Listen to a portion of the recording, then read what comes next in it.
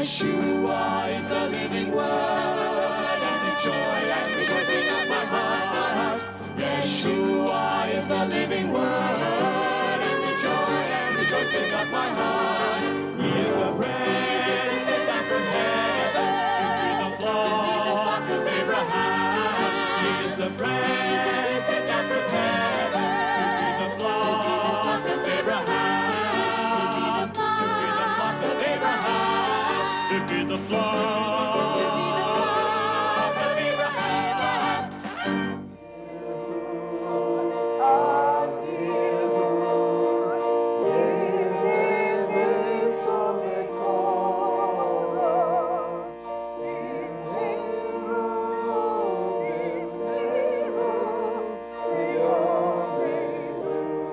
Shalom and welcome to our Fort Lauderdale home. I'm Neil and this is my wife Jamie. Shalom. The 4 cups you saw on the screen are an integral part of the longest continuously celebrated religious festival, Passover, and the topic of our program today. The night before Passover begins, Neil and our youngest son Jesse participate in the traditional ceremony of Bedikat, the removal of all leaven from the home. In the Torah, God commanded his people to remove all leaven before the Passover. The removal of leaven from our homes is a reminder that no leavened bread left Egypt with God's people. It's also a picture of the sanctification and holiness of true believers, since throughout the Bible, leaven is a type of sin. And we find the removal of leaven in the Brit Hadashah, the New Covenant Scriptures, where believers are instructed to search for spiritual leaven before partaking of the Lord's Supper. With all the leaven out of the house and a chicken simmering in the pot, we're almost ready to begin our celebration of Passover, the most beloved and joyous holiday for us as Messianic Jews. We use our very best for the Seder. Neil's mother's china and stemware, my grandmother's sterling silver and cut glass, my mother's gold serving dishes, the Yemenite matzah tash that we purchased in Jerusalem, and of course, fresh roses for the table. The only thing missing is our guest. I got it. Oh, hi, come on in. It's Sid. We were thrilled that our precious sister and brother-in-law, Phyllis and Ted Dallow, were able to be with us for Passover. Phyllis helped to raise Neil and is very dear to his heart. How blessed we were that our special friends, Michelle and Richard Hilburn, came all the way from St. Petersburg, Florida, to join us for the Seder. Our boys, Jesse and Jonathan, just love Michelle and Richard. The Schwartz family, Jamie, Rachel, and Steve, have been friends of ours for many years. Jamie sings at the end of every Jewish Jewels program and blesses many with her beautiful musical gift. Her husband, Steve, is a businessman who loves the Lord.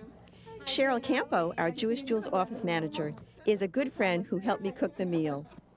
Our Messianic Seder began as most traditional Passover Seders do, with the lighting of the holiday candles.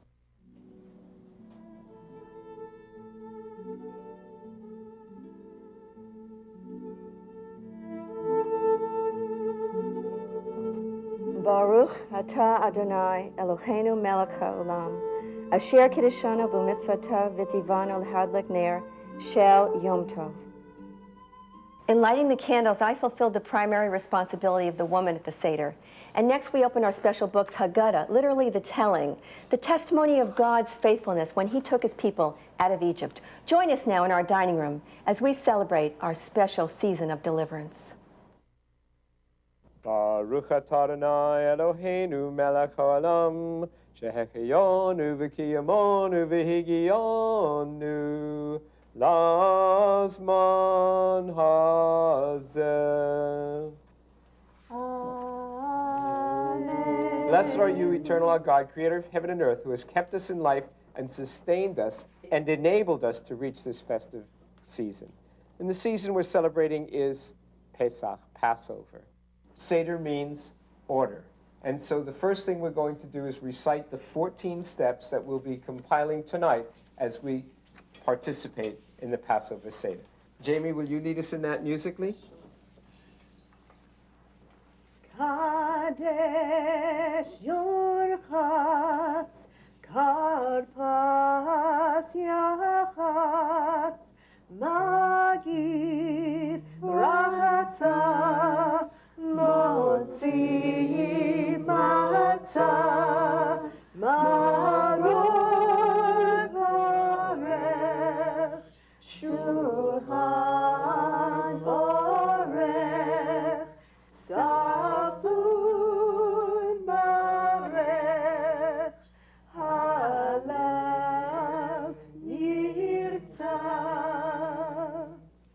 so the 14 steps of Passover, and before we begin those, the traditional Seder, I'd like to read about the very first Passover there ever was.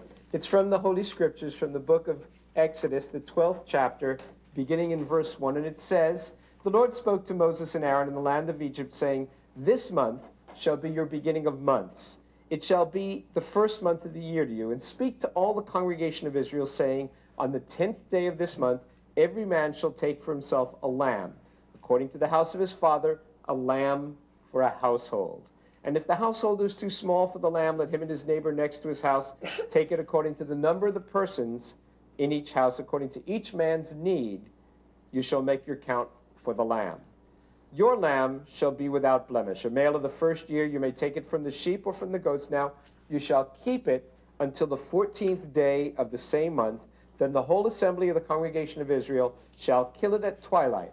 And they shall take some of the blood and put it on the two doorposts and on the lintel of the houses where they eat. And as you came in tonight, I think that you saw that we have put the blood symbolically on the doorpost and lintel of our house.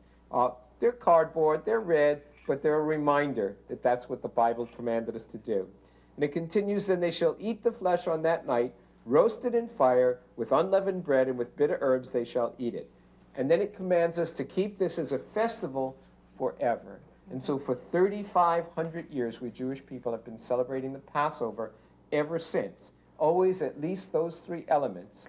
The lamb is the most important element to us as Messianic Jews. The same word, Pesach, refers to both the holiday and the lamb. Passover is the lamb. In the Brit Hadashah, a Jewish man, Yohanan, upon seeing the arrival of Yeshua, said, "Behold the Lamb of God who takes away the sin of the world." And the Israelites of old placed the blood of an innocent lamb upon their homes so that the angel of death would pass over them. We, as Messianic Jews, place the blood of Yeshua, God's perfect lamb, upon our lives by faith. And when we do, we're delivered from spiritual death, spiritual Egypt, bondage to sin. What a great salvation. The first cup that we drink is called the cup of sanctification. By this we sanctify this table, which every other night is simply our dinner table, but tonight it becomes the altar of the Lord in which we celebrate His Passover. Baruch atah Adonai Eloheinu melech haolam, borei peri hagafen. Amen. The cup of sanctification. Kadesh comes from Kadosh, holy. Passover is a holy convocation. It's a feast of the Lord, and ritual cleansing has always been required before ministering to God. I will get my favorite Levite to help me, and as the priest of this household who will be ministering the Passover, I will symbolically wash my hands, and will dip the parsley, which is symbolic of the hyssop that was used to put the blood upon the doorposts, into salt water, which is symbolic of the tears we shed as slaves, and we'll pronounce the blessing. Baruch atah Adonai Eloheinu melech haolam, borei peri ha'adamah. Amen. Blessed art thou, eternal God, creator of heaven and earth, who has created the fruit of the earth. Dipping is an ancient Jewish custom. And you know, I love that we grow our own parsley to dip. Yeah, and we'll be dipping again later on in the Seder. In fact, dipping is mentioned in the New Covenant in the Gospel of John in the 13th chapter. Each of the Jewish holidays also has a New Covenant significance. They are all explained in this booklet, The Biblical Significance of the Jewish Holidays. You can download a free copy from our website at jewishjewels.org. Simply select the Resources drop-down menu and then choose Jewish Holidays. Remember, that's jewishjewels.org, then Resources, and select Jewish Holidays. You'll need some of this bread, by the way, to celebrate Passover in your home. It's called matzah, unleavened bread, literally sweet. 3 pieces are placed in a pocket or tash. And I'm going to take out the middle matzah. There are 3 of them here all together. I'm going to take the middle one out, and I'm going to break it in half, and I'm going to leave half in there. And I'm going to take the half that I broke, and I'm going to wrap it up in a white cloth. Now, this piece is called the Afikomen, and that will be our dessert later on. So we're going to set it aside somewhere conveniently. Well, I think I'll just set it right here. That's a nice spot. And we're going to continue with the Passover story.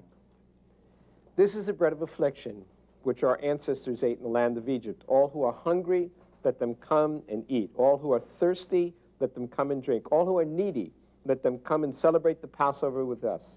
Now we're here. Next year, may we be in the land of Israel.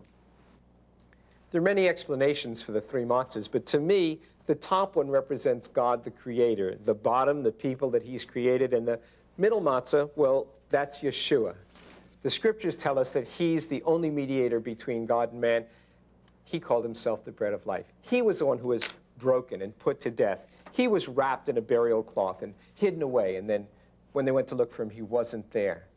All of this is portrayed symbolically in the Passover Seder. And now our youngest son, Jesse, asked his father some traditional questions. Ma Nishtanah halayla hazeh miko halelot miko halelot sheba kol halelot anu oklim chametz umatzah chametz umatzah. How different this night is from all other nights. On other nights, we eat bread or matzah. On this night, why do we eat only matzah? Jesse asked 3 more questions. They will all be answered as we progress through the Haggadah. We were slaves of Pharaoh in Egypt, and the Lord our God brought us forth from there with a strong hand and an outstretched arm. If the Holy One, blessed be He, had not brought forth our ancestors from Egypt, then we and our children and our children's children would still be enslaved to Pharaoh in Egypt. Therefore, even if we are all learned and wise, all elders and fully versed in the Torah, it is our duty nonetheless to retell the story of the Exodus from Egypt, and the more one dwells on the Exodus from Egypt, the more one is to be praised. You can turn to page 11. Few in number, as it is written, with 70 souls your ancestors went down into Egypt, and now the Lord your God has made you as numerous as the stars of the heavens. There he became a nation. From this we learn that Israel became a distinct nation in Egypt. Great, mighty, as it is written, and the children of Israel were fruitful and increased and multiplied. They became very strong and mighty, and the land was filled with them. Remember that in order to set us free, God visited 10 plagues upon the Egyptians. And so we're going to recite them now, and we're going to take our cup and drop 1 drop out for each of the plagues. The first is Dahm, blood. Tzefardea, frogs. Kenim, vermin. Each of the 10 plagues was a judgment of an Egyptian god. The Egyptians worshiped cattle, frogs, the Nile River, the sun. And the firstborn son of Pharaoh was considered to be God incarnate. The God of the Israelites sent the plagues upon the Egyptians to show that He was the one true God. His power is sufficient. Dayenu. Had He brought us out from Egypt and not executed judgment against them? Dayenu. Had He executed judgment against them and not destroyed their idols? Dayenu. Had He destroyed their idols and not slain their firstborn? Dayenu. Well, it goes on for many more verses, but you all know that we prefer to sing this, right? Right. Jamie, will you lead us in this? Jamie will play.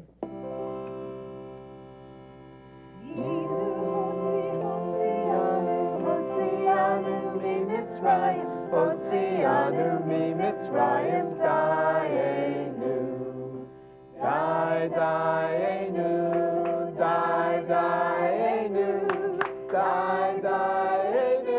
dayenu, dayenu.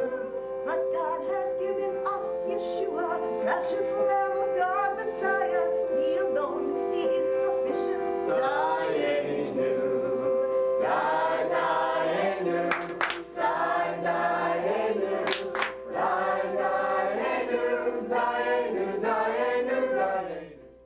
He is sufficient. When we have Messiah, we have everything we need. He is right there in the elements on the Passover table. Now, this is a shank bone that's symbolic of the Passover offering. Passover offering, which our ancestors ate in temple days, what was the reason for it? It was because the Holy One, blessed be He, passed over the houses of our ancestors in Egypt. It is the Passover offering to the Lord who passed over our houses. And we'll take the matzah. This matzah which you eat, what is the purpose for it? It is because there was not enough time for the dough of our ancestors to be leavened when we left Egypt. As it is written in the scriptures, and they baked the dough which they had brought out from Egypt into cakes of unleavened bread for it had not leavened, because they were driven out in haste. And the bitter herbs which we eat, what is the purpose for these? They embittered their lives with hard labor, with mortar and bricks, and with every kind of work in the fields. All the work which they made us do was cruel. In every generation, one must see oneself as though having personally come forth from Egypt, as it is written, and you shall tell your child on that day, this is done because of what the Lord did for me when I came forth from Egypt. It was not our ancestors alone whom the Holy One, blessed be He, redeemed. He redeemed us too with them, as it is written. Redemption is a real, intimate, personal experience for us as Messianic Jews. The scripture says it this way: you were not redeemed with corruptible things like silver or gold from your aimless conduct received by tradition from your fathers, but with the precious blood of Messiah, as of a lamb without blemish and without spot. Now join us as two of our guests, Cheryl and Michelle, share what Passover means to them. Growing up, it was really nothing more than just a meal with family got together. Most times we didn't even use the Haggadah. But you know, now, just like when I see the blood that you have on your door, and the Bible talks about putting the blood on the lintel and the doorposts, well, when I accepted Messiah, then I've applied the blood personally. And just like He passed over the people in Egypt, He's passed over me also. And I truly, you know, have been redeemed.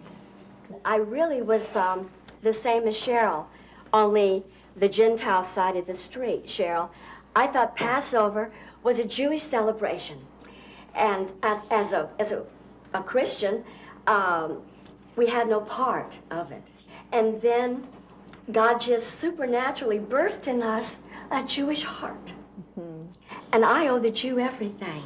The Jews wrote the Torah, the Bible, the scriptures, the Word of God. And Yeshua Himself was and is Jewish. I'm very grateful to be here, and I'm very grateful for my Jewish roots. We are so blessed to have friends like Michelle and Richard who love the Jewish people, the land of Israel, and are children of Abraham by faith. Together, we shared the cup of judgment. Baruch atah Adonai Eloheinu melech haolam, borei bri hagafen. Amen. Blessed art thou, eternal our God, creator of heaven and earth, who has created the fruit of the vine.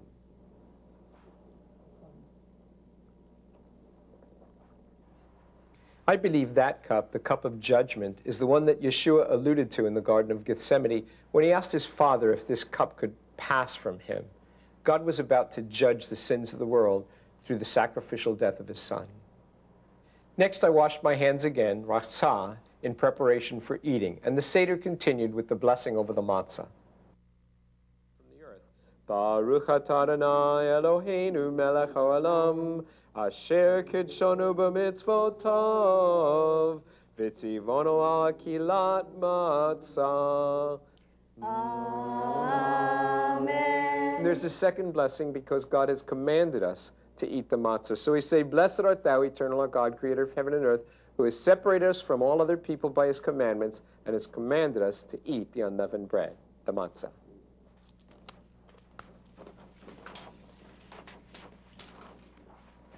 Now we have something that's not in the Haggadah. And this is really what Cheryl said. Where is the lamb? In the whole Haggadah, there's no lamb. We have the shank bone.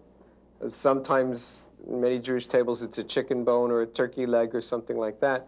But the Holy Bible called for lamb. And so we have lamb at our table. I roasted this just a little while ago outside. And so we have a commandment to eat the lamb with the bitter herbs and with the matzah. And we ate the lamb roasted with fire, reminding us once again that Passover, Pesach, is the lamb. And the lamb is a very favorite part for Jesse and Jonathan, our two sons, and for some reason they don't feel that way about the bitter herbs. Baruch atah Adonai Eloheinu melech haolam, asher kidshonu b'mitzvotav, v'tzivonu al kilat maror. Amen. Blessed art thou, eternal our God, creator of heaven and earth, who who has separated us from all people by his commandments and has commanded us to eat the bitter herbs.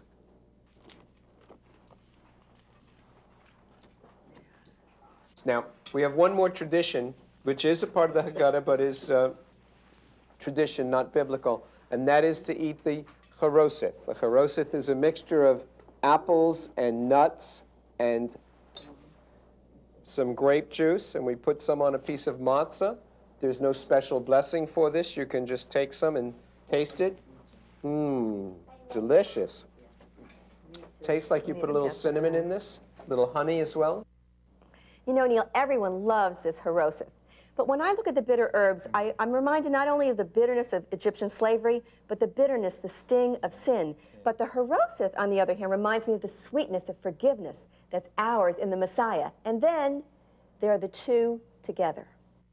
Now we have one more tradition, and that's to eat the mixture of a little bit of Charoseth and some of the bitter herbs at the same time. So if you can get that on your piece of matzah.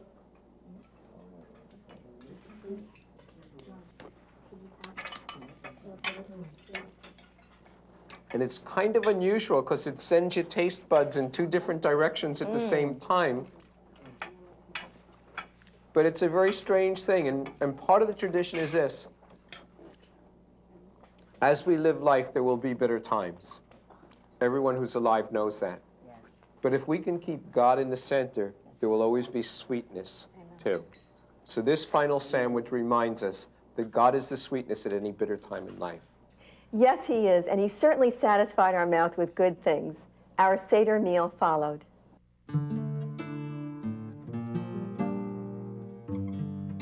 The matzah ball soup didn't get on camera, but I can assure you that the matzah balls were fluffy. There was gefilte fish, chopped liver, brisket and potatoes, turkey with matzah stuffing, cranberry relish, simmis, that's carrots, sweet potatoes, and prunes, matzah kugel, fresh asparagus, fruit compote, and at the dessert table, macaroons, jelly rolls, Passover sponge cake, figs, sesame candies, halva, and our favorite, chocolate-covered marshmallows and gels. You can certainly tell why Passover is called a feast of the Lord. Especially at our house.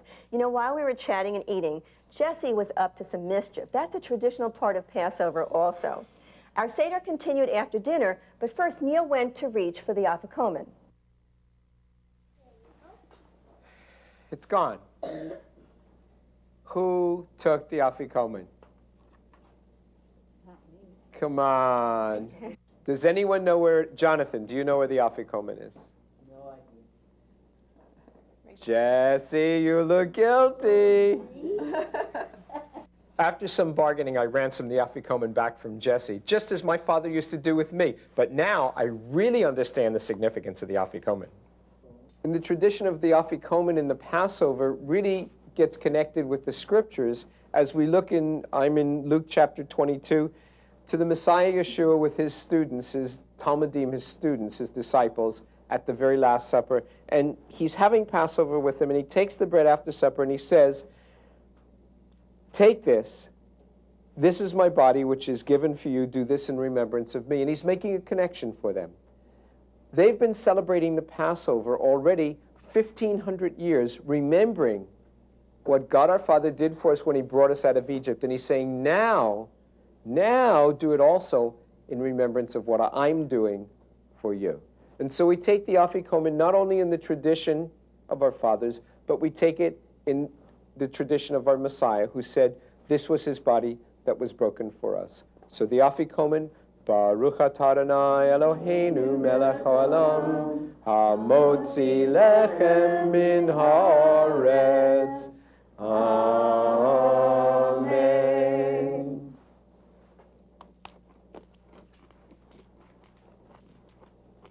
The scripture goes on to say that he also took the cup after supper. So if you'll all lift your cup with me, this is the third cup. This is known as the cup of redemption. This is the cup that symbolizes, after the Passover meal, that God actually redeemed us. This is what Yeshua said about it. He said, this cup is the new covenant that the God of Abraham, Isaac, and Jacob had promised to his Jewish people. This is the new covenant, my blood that was shed for you. Not just the Passover lamb all those years ago, but now my blood shed for you. The cup of redemption. This is the cup that Yeshua offers to you today. He's here for you in a special way. But first, let me tell you what you're going to miss, because this is a half-hour program, and our Seder went on for 3 to 4 hours. The Barech, when we thank God for the food, and the Hallel, when we sang songs of praise, and the explanation of Eliyahu HaNavi, Elijah the prophet, who was to come before the Messiah and who came in the person of John the Immerser. Each of the Jewish holidays also has a New Covenant significance. They are all explained in this booklet, The Biblical Significance of the Jewish Holidays. You can download a free copy from our website at jewishjewels.org. Simply select the Resources drop-down menu and then choose Jewish Holidays. Remember, that's jewishjewels.org, then Resources, and select Jewish Holidays. And now for the conclusion of our Seder. The Passover Seder is ended according to custom and to law. And as we were worthy to celebrate it this year, may we perform it in future years and in years to come. Lashana Haba'ah B'Yerushalayim, next year, may we be in Jerusalem. Amen. Amen. You know, Neil, when we think of going up to Jerusalem, we think of meeting God. But you don't have to go to Jerusalem to meet him. He's right here in the Passover, fervently desiring to meet you. This is a special moment you don't have to miss. Yeshua is the Messiah. He is Mashiach ben David. He is the lamb that God provided as the final Passover sacrifice, a new covenant in his blood available to you. If God has shown you the truth, I want you to pray after me now. God of Abraham, Isaac, and Jacob, I accept Yeshua as my lamb. He is the one who was broken for me. He is the one who was wrapped in a cloth and hidden away and brought forth again so that I could have new life. Help me to walk faithfully after him as the Good Shepherd. Amen. You are my shepherd, my loving guide. You are the rock in which I hide.